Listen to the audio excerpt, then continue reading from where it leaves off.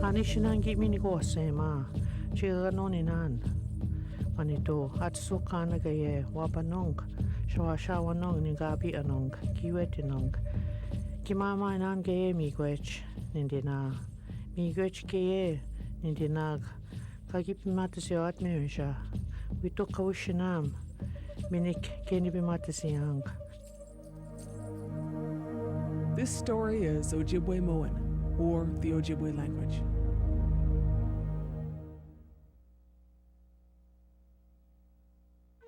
Binasikwe, Nindigenous, Makwa, Indo Dam. Winona LaDuke from the White Earth Reservation.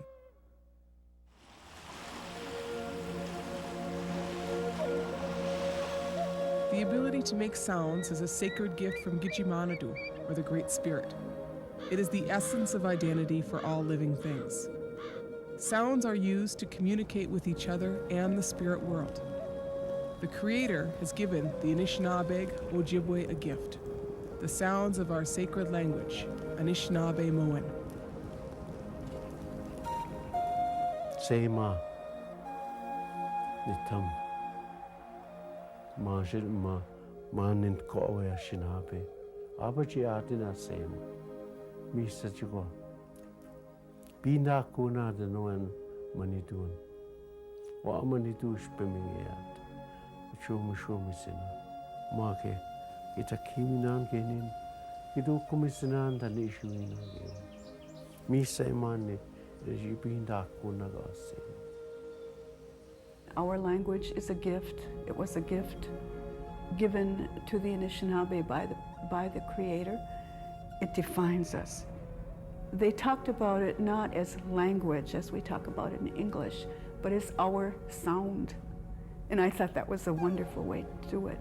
When you hear Ojibwe, you can hear how the sound is different, of course, from English, and the way it defines us as a people. When an infant was in a cradle board, listened to the birds, to the insects, to the animals, to the winds, learning about the world through sound.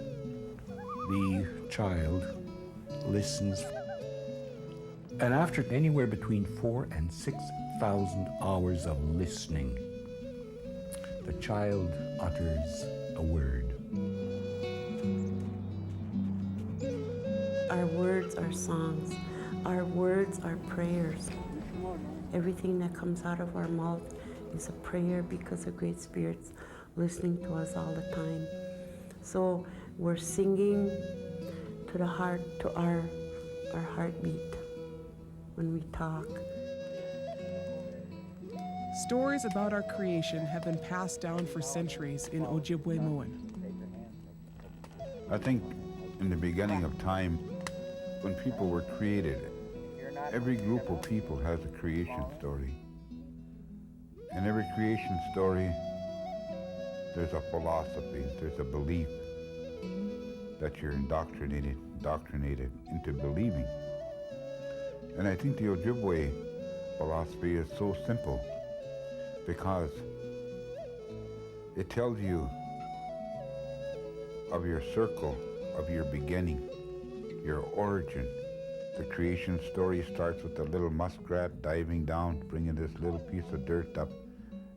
It's like us going deep down into ourselves to bring this knowledge out.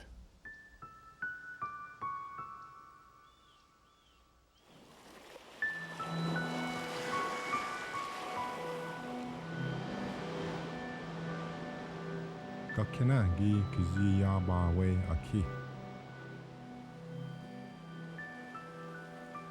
Beji Ķītnawendimin ineni wenabuju jinakazo manitugo awe. Anishinaabe ego Gidinawendimin ʔěṭyʔ Wenabuju gichimitigon agwata. Nibiogo awesiyag kipi agwatawag gayega oningwewad. Gawinganage in gochi de binago sinun ake. Midash ga inandan wenabujo we kugid. We anda waban gang ake. Minawa we ojetud oski ake. Gabe isa gi ondende. Gi nisabawa ogi inanimate awesiyag. Misa ga pi eje obash ka sikad. Gawingego aki ogi gashketosin unzan temi. Bebejik awesiyag ogi gujitunawa. Gega dashego nisabawewag gujituwad. Kagwe bituwad ake. Midashawe bejik wajashk ogi gujitun. Ogi anwenemigo anendigo ogi bapi ego. Apajigo gabe gi odende. Midash ga pi ije abush kan zikad nebo. Midash oma wawan ninjins. Wenabuju ga eji mekang bangi takunamened ake. Midash ema mekinak o pikwananing. Ga eji atud ake wenabuju. Midash mi kanak. Ga eje nimenang niwing ogibuta dan. Midash ima ga ane onji oje ayag awe ake. Nongum mekanako menes ga ejinakateg. Wenabuju ga eje nagamod. Ga kena awe siyag nimiwag. Ķwancara owe oshki ake. Owe onji manetu gagi minanang. Gagi kwe gagi Gidinawendimin. It is through the language and only through the language that we can get this brief glimpse of our history. The elders, the teachers, the wisdom keepers of our nation, the Anishinaabe, the Ojibwe Anishinaabe nation, have maintained that all creation stories are true. All creation stories are true. The oral tradition is very important for passing down our history. When we talk about history, traditional history, we don't concern ourselves dates or personalities, but teachings. It's something that'll help us to remember what they felt was important, like life. In order to tell a story exactly the way you heard it, that is an art. And that art of oratory is what the Indian people and the Anishinaabe people had long ago.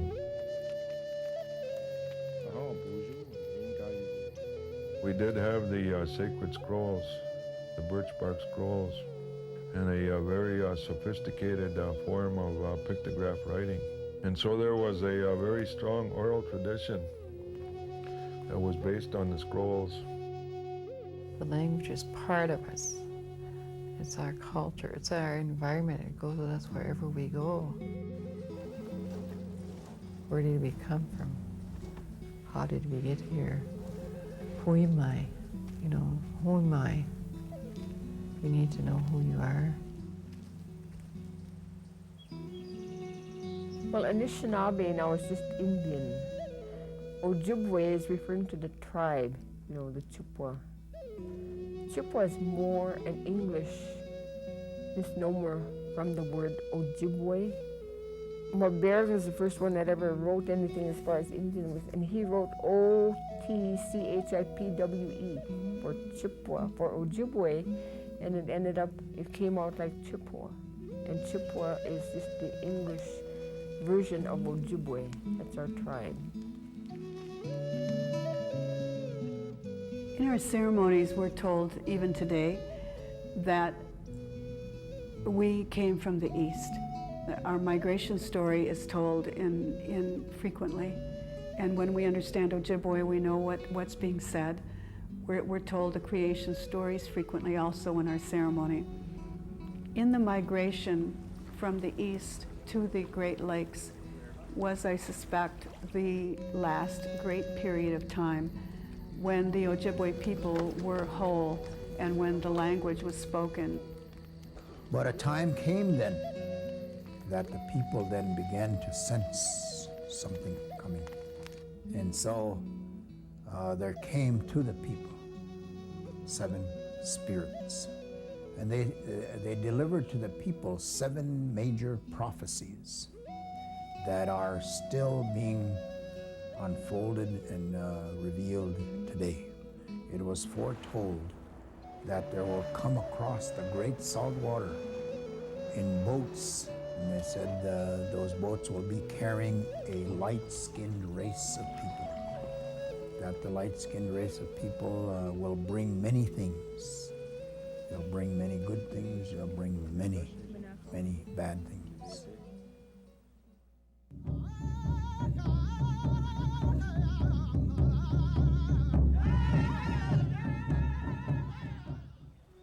The French arrived in the Great Lakes region seeking the valuable furs and trading with the Ojibwe they encountered. It brought great changes to the Ojibwe people in terms of technology available that they had not previously had, like steel, iron and steel, weapons, guns, rifles, gunpowder, shot. Those kind of things that kind of eased their lives, steel traps for trapping. But it also changed their lives drastically because it now became an economy based on trade of what they had available to trade. Ojibwe-Moan became the language of the fur trade for the Europeans and other tribes, such as the Menominee, Winnebago or Ho-Chunk, and Huron. The contact that occurred had to have occurred based on Indigenous language or Anishinaabemowin. This way. Because they were the language of power at the time. And so in order for the new people to exist, they had to have a way to communicate. And they had to be able to learn Anishinaabemowin. And a lot of times that's recorded in their own documents that they were speakers. Ultimately, the Europeans started using their teaching systems, their teaching styles. They did write Ojibwe dictionaries. In Ojibwe dictionary, they began to introduce their religions, along with the religions, their rites and rituals that went with those. They wrote their books in Ojibwe, their hymnals, those kind of books, religious books in Ojibwe language. As the British and later the Americans gained power over the region, English became the dominant language for commerce. Within the language embodies the culture, the history, the feelings, the communication, how they relate to one another, the history, the ceremonies, everything is tied to the culture. And one of the things that they wanted to do was, again, the government continuously wanted more land, and they had to really dispossess Indian people of that land.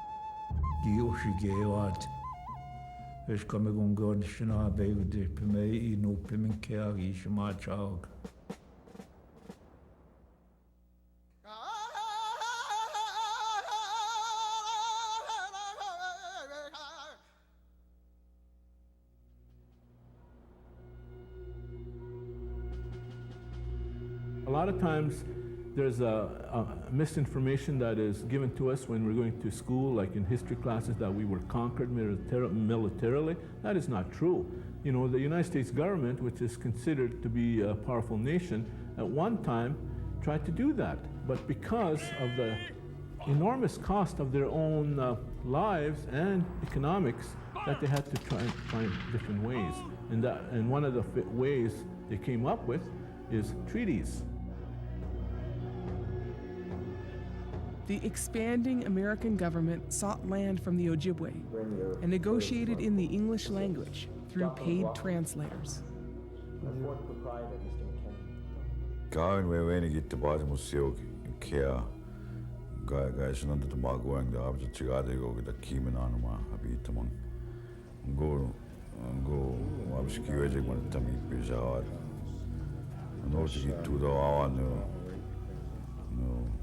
Sinabi ni Kagyo na mutuawan ge.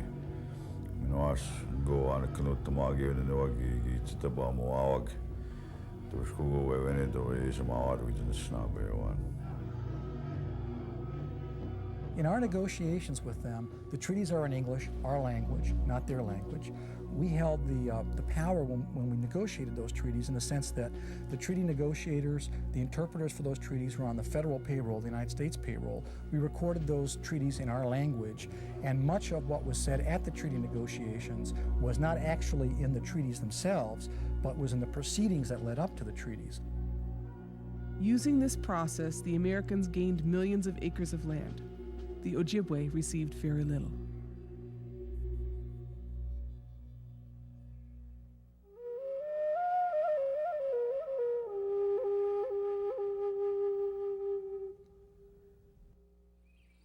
As settlement continued in the Great Lakes region, the United States government stepped up its assault on Ojibwe people with the passage of the Civilization Fund Act of 1819.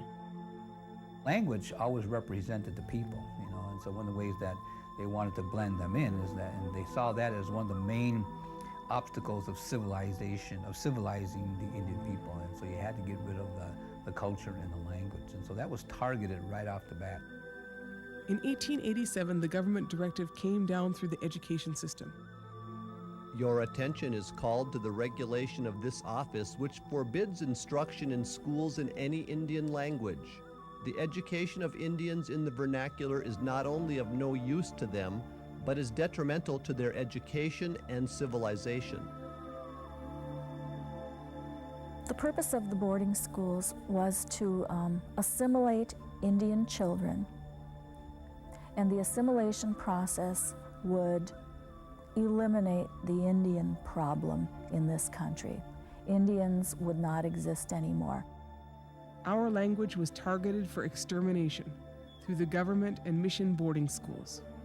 Ojibwe children were punished severely for using their language.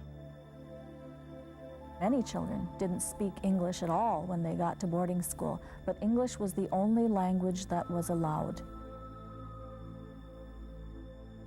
Mismino mamin gang in tajaga nashi musimen hetagi Ojibwe moyang. Mishe no gibizat gabang mi yeshko wabo mangedwangyo aname kuna ekwek eshe owad gimakadewa ne wan obiskaga ne wan. Kanman viasi mingi kusana ne gingyo aname kuna ekwek. Mishe gange ngini sira tawasu ananig nitamyo kaki kenda man.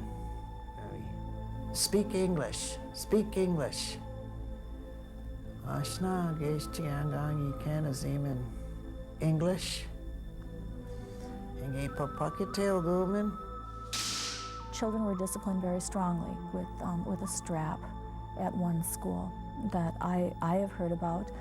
Some schools had, if you can believe it, cells or dungeons where a child would be locked for like solitary confinement, removal from your peers, and then kept there for a while to think about what they had done. Well, some of the kids that were sent there, from kindergarten on, they stayed there until they finished that school. So they stayed there year round. They lost everything. One of the fortunate ones that was fortunate enough to come home every summer. My grandmother, she couldn't speak any English. We tried to talk the English language like we learned at school. And that lady would say, "Gawin, bigi chumukumanu isin, chi inuyan ni inuyan. Chumukumanu ngugi mi nao gui noachina, kitaya gayegi ni ge inuyan, mi inuyan." Speaking your language, I guess the people running the school, the people who were disciplining the children, didn't think of it as just speaking your language. I suppose they thought of it as just rebellion, and perhaps it was. A lot of the children were beaten or speaking their language in these boarding schools, and I think that when they came back home, they remembered those teachings very well, and they didn't want their children beaten. So they tended not to teach them the traditional language if they didn't know it. They kept them away from those kinds of things because they didn't want to, all Ojibwe people just love their children, okay? And they just don't want to see them hurt. Perhaps if some of our elders did not pass the language or maybe some of the ways on to us, I think that they took a good look at what their own experience had been. And we respect our elders for the wisdom that they have gained through their experience. And I would never question why an elder did not try to teach us to speak our own language or to speak it to us much so that we could learn it naturally. There was such heartbreak associated with school and education and with what had happened to them as they were getting this Indianness kind of bled out of them, that, you know, all I can do is just feel the compassion that I have for all that they did for us in keeping, you know, what they did. Besides the prohibition of our language and the boarding school indoctrination of our children, the government passed measures such as the laws for Indian courts, which outlawed many aspects of our traditional culture and spiritual practices. The Anishinaabe language and our spiritual ways went underground. I knew one old elderly. He tell legends, and he started talking about Wenabosha. What Wenabosha did to begin with. Why he kept it going, everything that he done. For over 100 years, Ojibwe men and women could be jailed for speaking their language and conducting ceremonies. Several generations passed with families speaking mostly English. Anishinaabe communities have lost many of their fluent speakers. On the Bauman continuum of language viability, Anishinaabe-Moan is listed as an endangered indigenous language.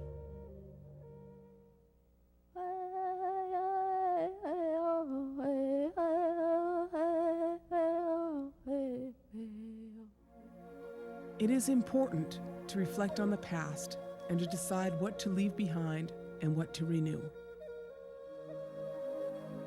And it took many, many years. Many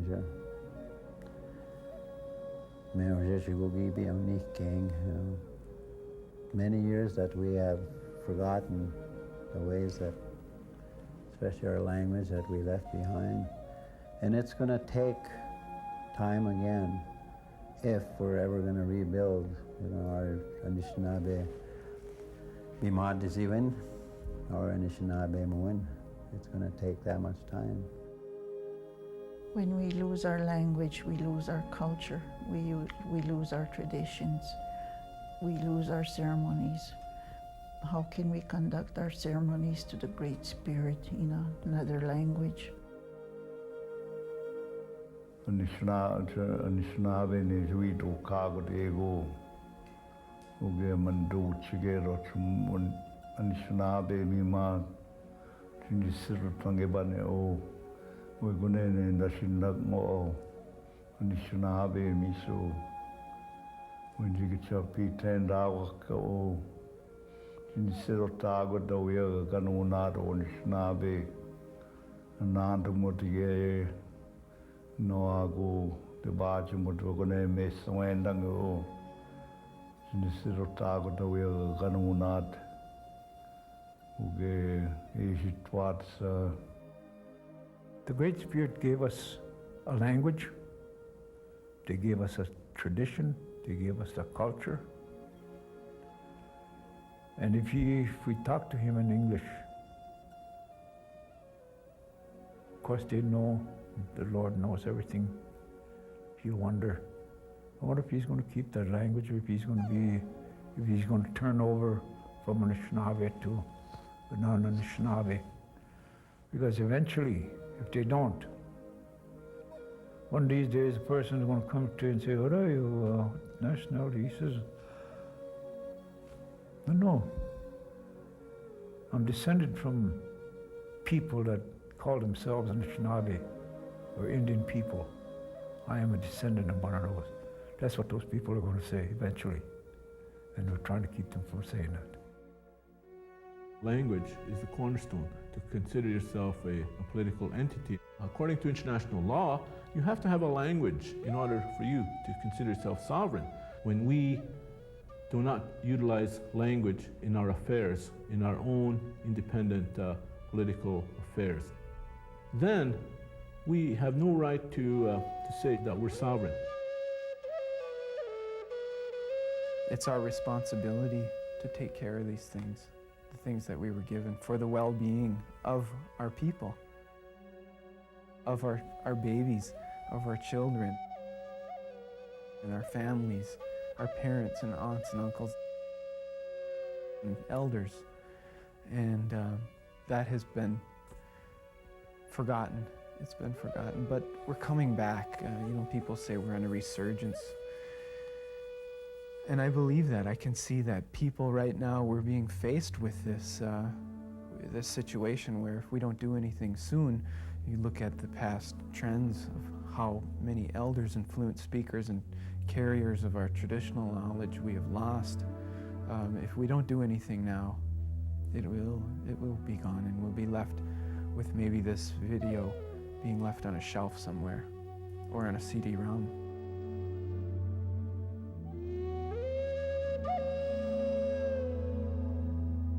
It's sort of like a conversion factor, taking ourselves back to believe, to value our language, our identity, and what it can do for us in terms of perpetuating life.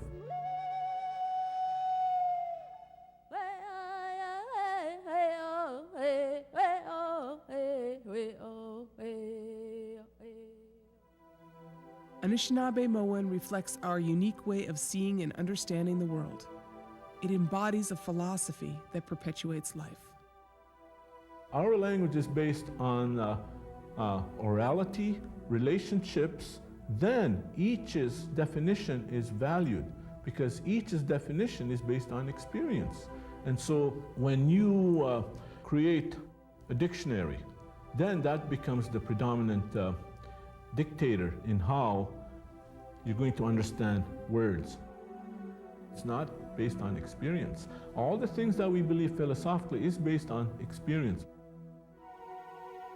Life is so important for Anishinaabe that each person's definition of their a word, as they understand it, is viable and it's acceptable.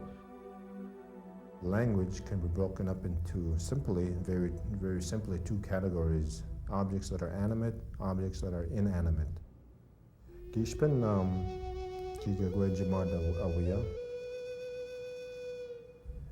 Nīj Gidinawendimin ye Ķīnāwendimin Kama Gidinawendimin Ķīnāwendimin Kashkama Bitun ye ma Gijage Gidaket Bij ye Ķīnāwendimin Dewegan Gayati Ute Gidaket Bij Dewegan Gawin Gidaket Bitun Dewegan Oyak Shawegan Amatabet all Dewegan Minawa Migobejigon ye Niguan Minawa Opwagan Minawa Sema Get to go get that Greg Yishpin Gyabajitun and Anishinaabidaa. I always tell my students, you know, I have a pipe. So the terminology is important here. And do I call myself a pipe owner? Do I own a pipe? I don't say that. I cannot declare that. That's like saying, since a pipe is animate, it is a person or a thing. I do not own another person. It's like, it would be the same thing as saying, I own a wife. And we don't say that, you know. We can't own another person. So the correct terminology for a person that carries a pipe is a pipe carrier. So very simply, animate and inanimate objects in Ojibwe can explain a lot. Anishinaabidaa indicates that life is the single most valued thing, whereas in Western language, it's things. William Leap, a linguist out of American University, did a major research I believe in the 80s, and he found that English language is predominantly made up of nouns, and the percentage used was 60% nouns, and Anishinaabemowin is 80% verbs. So there you can see, the different philosophies, and you can extract deep philosophies just knowing those two things. And that's why I'm saying, the Western mind, and I know, because I see it. You all see it. We're all affected by that because we speak the Western language, and so our values are shaped by that. We begin to acquire houses, and we begin to subdivide our lots, and we try to acquire cars or what have you. Different people have different levels of value to that aspirations. But Anishinaabemowin, it's a language of process. It's a language of relationship. It's always moving. You can never stop it to say, that's it, And so you can never corner it. And that's the beauty of Anishinaabemowin. The language is alive.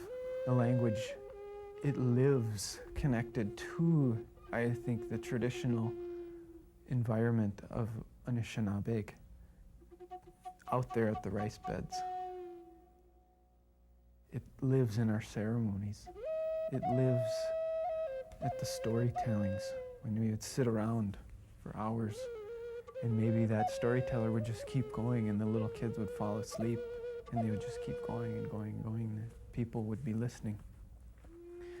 So it's important, I think, that we always think of it in terms of that, in terms of its spirituality, because Anishinaabe is a spiritual person.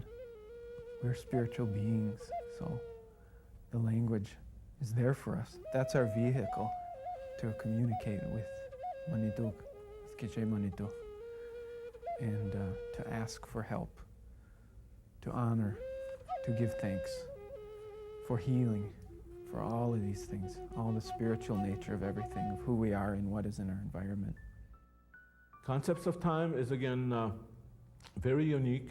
It is really, we do really have this concept of Indian time, and it's all based on a spatio-temporal process, where, like the sun, we know, somehow, we knew for a long, long time that the sun is not real where you seem to see it, because I think the Western people have discovered like it's eight minutes away from where it was. So that's why, we said that the sun was like a being that was always moving. It wasn't a thing where you can say, well, it's there.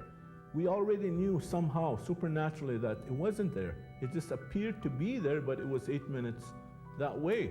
And so that's why it's a process. We can never be arrogant and say, it's there. Our language is in structure, is made up of prefixes. Then there are your core or your root words. Then there are the suffixes. For example, the word to run to, is patto. There are at least 150 prefixes can be affixed to that core word, and so that there are 150 different ways of running. Then there's another word for running from. So when Western people say, like Anishinaabe don't understand concepts of abstraction, that's also a lie. We can debunk that if we had time to debunk it, because you simply look at some of the geometric designs of traditional embroidery, the beading concepts. So that tells us they knew something about the geometric or abstractions. And that's why we ourselves, when we begin to lose our language, these things become meaningless. We become nothing more than brown-skinned Western people. Thought-wise, we're not different. Skin-wise, maybe we're visible, and of course, that is a barrier unto itself. And so we have to maintain who we are, who our mothers and fathers wanted us to be. So we have to honor that. And that's honoring your mother is speaking Anishinaabe, because that's who we are. And we're also bilingual, because the relationships we have with Western world, that's our reality. So we have to be bilingual, we have to be bicultural, we have to exist both worlds. But it doesn't mean we have to lose our predominant existence. So that's another example of the beauty of Anishinaabe.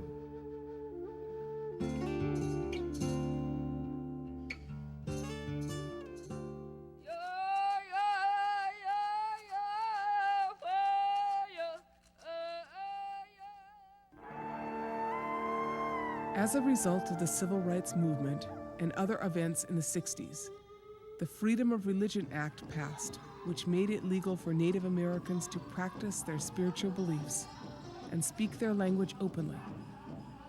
As well, the Indian Education Act and American Indian Self-Determination Act were passed in the 70s, which finally placed decision-making about our children's education back in the hands of parents.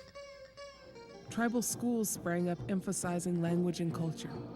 Despite more than 200 years of oppression, today Anishinaabemowin is being taught in both public and tribal schools. It is a difficult process to learn a language if you have only spoken and heard English. These three things are called Ojibwe protocol. My father was the one that kind of coined it. He said, number one, you should know your Indian name. 2, you should know your clan. 3, you should know where you're from. So those very 3 things, Ojibwe protocol, is what I encourage my students to talk about. A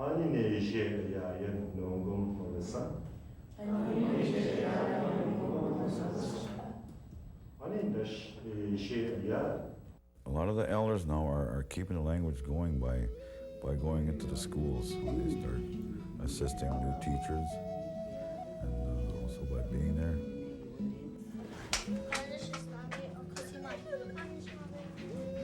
Gawin wika mewisha amanch dasubibu ni neta ngi kikino mage kino madiu gamigum da Ojibwe mum nungom shwingo nawaj bata nino wag kanabach ne niwi wag ngi kino mage je ngungo mama na gi anuna wag gaye ngi uchi Anishinaabe mage kino madiu gamigum da ayawa da bezindagwad sagone abinujian anuj gegu and dishige min Gidinawendago ziwad sago da gikino da gikinda muade udinwewe niwan mazinichiga na genda baji anane nago gikinua mawawa gigaye jinitana gamuad da abaji tuwad sago udinwewe niwa Kege iskiga mizigewad, miguma agwajing indaji iskiga mizigewad, agwajing ma bada jitawad gya binujiag, migo ejigi kenda muad, ganawa biwad gego gikenda muad,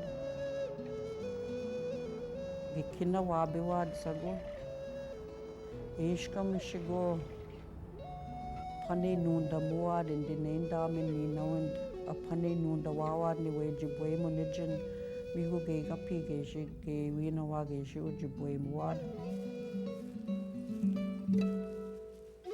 angabe kinandigo anenendamo kinandigo guchitota nashke kinege go gi pakanse ye pematisin enatiset ke pakangetinatisin Ojibwe language programs continue to expand in area schools.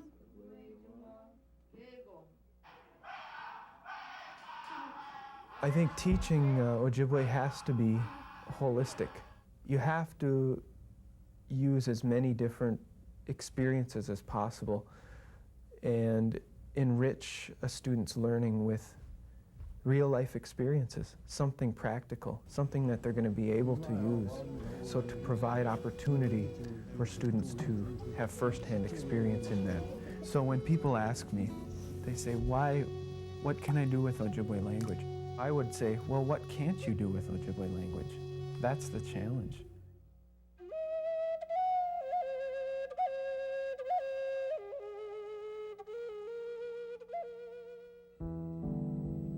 Most of the situations I see is that students come to my classroom and say, you know, my mother never, or father never taught me the language, and so I don't know it. And they feel ashamed about that. Well, they can choose to wallow in that and stay where they are, or they can choose to say, look, this is what the situation is, this is what's happened, and my parents never taught me the language, and it's part of being an Anishinaabe. I can choose to stay that and say, poor me, or they could choose to do something about it. Ǩiquyuzensuyan, Ǩa윈āpaģi nigi nundadzinu Anishinaabe mon. Mitakuye Oyasin ᑭ띠나웨ᓐᑎ미ᓐ Ķīnitā Anishinaabe Idash gawin nungum geabi gawin apchinita Anishinaabe musi nungum sanagad da abajituyan iu Anishinaabe mun enda sugije kitash enda sugije nimbinda kuna ginkiu manitug tuitu kawiwad Ķīnitā Anishinaabe muyan Tashigo Gitazimag gawin gawin Anishinaabe musiwag Gitazimag nisay nimse gawin Anishinaabe musiwag ninetago sanagad apjigo sanagad miwenje pabaay ayan mizwe mujagigo pabaay ayan Anishinaabe waking je bizindawa gwa ingyunita Anishinaabe muad Nimigwe Ķīweni mag ingyu Ģikinawendimin Pebame benes Tob sana kotkinyu Ininiwag Mindimoyag Akiwenziog gaye Pochigo Ķīmekwende magwa ingyu Ģikinawendimin Anishinaabe ʔěṭhwāwen gaye. Idash nungum nindano ki oma sugo dawa zaga iganing gabe kindasu igamigung oma sugo shkoniganing. Minua ninga gwejitun ji implemente tu yani u language preservation plan ijine kadegi u oma language preservation restoration igaye. Intergenerational. Abinujiensak, Anishinaabensak, Ninoa, Niniwag, Ikwewag, Kichiayak, Kakina Sugo, Anishinaabe Goma, Jiwidu Kodadi, and Jibimate Ziwenagako, Anishinaabemoin, Jiwanitusi Wangu, Anishinaabemoin Gaye. Gako Medaso Bibonagak in Gojigo, Gawin, Ginita Anishinaabemusin, Yopi.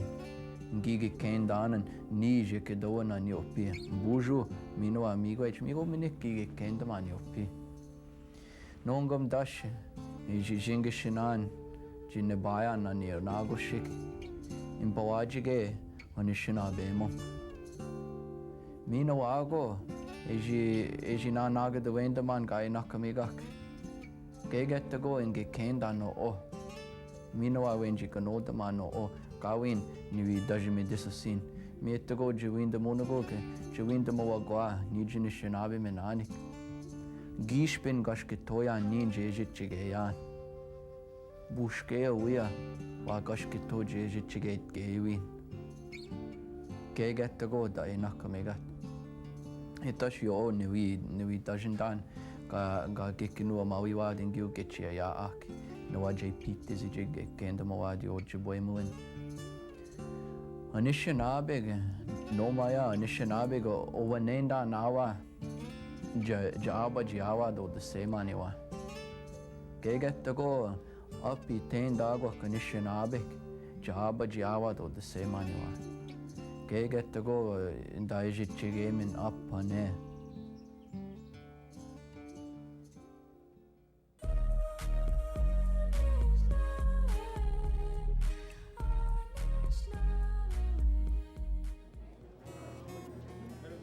Anishinaabe support each other in promoting language preservation and share successful strategies in regional language conferences. Anishinaabe Mowentek in Sault Ste. Marie strategically brings together Canadian and U.S. Anishinaabe to share methods, conduct workshops, network, and renew their commitment to the reestablishment of Ojibwe Mowen as their first language.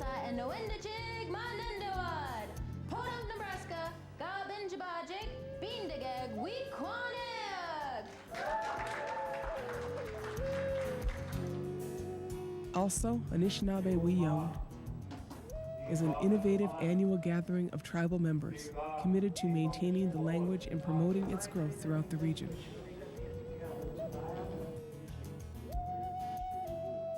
The Ojibwe Language Society is made up of students at the University of Minnesota. We provide a community service. The first thing that happens is the first 10-15 minutes people arrive with food. It's a potluck. And we tease and joke that our motto is we'll teach for food. And but it's also a traditional thing to do that. Sometimes we get visiting elders and we ask them to do the opening prayer. We have a standard speech that everybody uses all the way around the table. They talk about everything that's personal in their life, and as they come back every week, they add to the speech and the proficiency develops.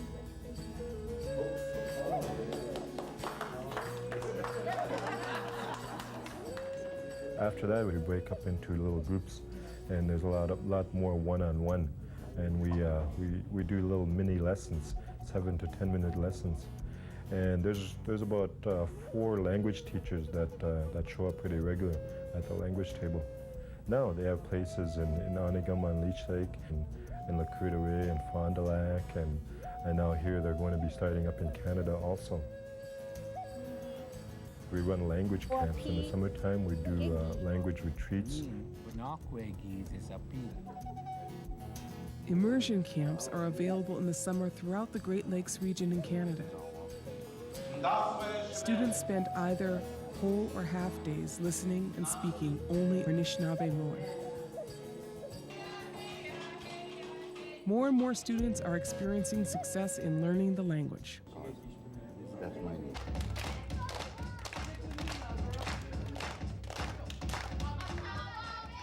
Well, what I've found is that singing in Ojibwe actually awakens something in the kids. The Ojibwe language is very musical. It's based in music. For example, the word baka-akwain, the word for chicken, I mean that's music that comes from the chicken. We have speakers who come up with lyrics for the songs, and I actually find a rhythm, and then I take it to the keyboard and come up with a melody that matches the words.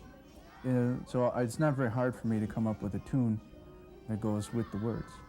We only expect maybe, a certain percentage to be near proficient. But if we accomplish that, then that'll be enough to carry it on to the next generation. Yes, you guys remember it, that's good. The Ojibwe Journal is a publication which is one of a kind in that it's an exclusively Ojibwe language focused publication and has the purpose of preserving language and also the purpose of teaching, sharing stories, and so forth. I asked somebody about Ojibwe language and learning strategies, and they suggested I get involved in transcribing.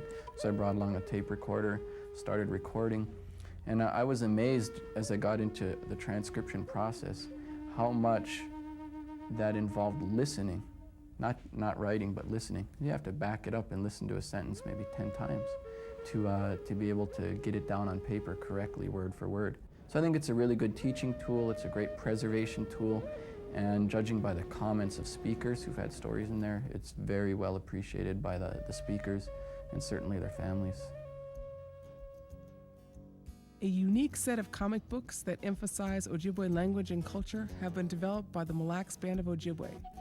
This approach appeals to young people while providing important education. I've always wanted to do a comic book and kind of give them a history of their tribe and get them to think about what is being lost or what was taken away. And there's a lot of great response from the students in different schools. It's always good to see to have the students react in a positive manner. Two-way instructional television systems provide Anishinaabe-Moan to schools that have no teachers.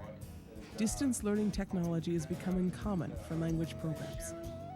Language classes in tribal and community colleges can reach secondary and elementary schools as well.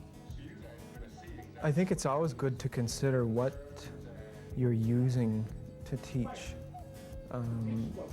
what different mediums or different tools, computers, CD-ROMs, but we should not forget the traditional aspect of what our language is, that it's still a spiritual language, and that language survives spoken.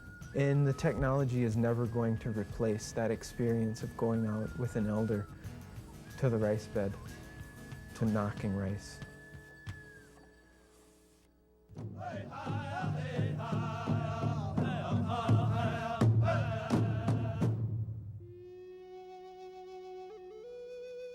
We're not using the language that he gave us. We're losing a very, very important part of ourselves. How to regain that? And it's only through our children. We have skipped so many generations by loss of our mental well-being, by the loss of our spiritual well-being, by the loss of our emotional well-being and our physical well-being. We are filling up the jails. We are filling up the mental institutions. We are filling up the treatment centers. Our houses are empty. We are out on the street. We need to get back our identity. We have to find our own way in this society. We have to find a way to survive. We have to have our leadership believe that language is the single most important thing. Sometimes the priority has been misplaced. A lot of people put health, economics, and then language. No, it's language first. That's where our health comes from. Without our language, there is no health. There's death. And so that's why we have to truly make believers of everyone that's, Anishinaabe.